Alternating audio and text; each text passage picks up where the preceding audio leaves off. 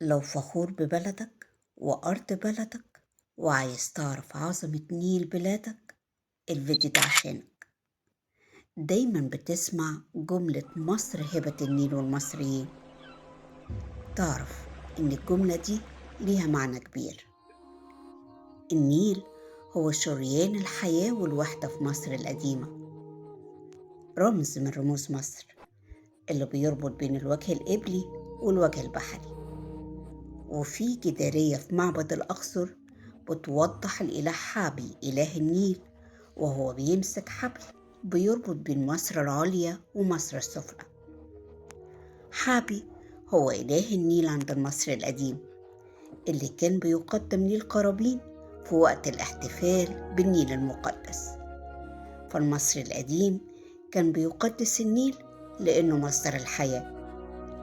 فأوعى تصدق إن أجدادك الفراعنة كانوا بيرموا عروسة في النيل. دي كذبة كبيرة وخرافة من خرافات الزمان، علشان ببساطة المصري القديم كان بيقدس النيل، فاستحالة يقدم أي قرابين دموية. نيل بلادك استخدمه المصري القديم في نقل الجرانيت والأحجار من أسوان علشان يبنوا الأهرامات اللي انت شايفها دلوقتي.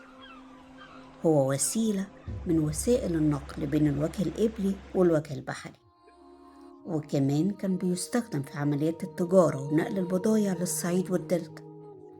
فالنيل مصر هو المحرك الأساسي للحضارة المصرية القديمة، وليه أهمية كبيرة في توثيق التاريخ، علشان أجدادك الفراعنة استخدموا مقياس النيل علشان يعرفوا منسوب المياه.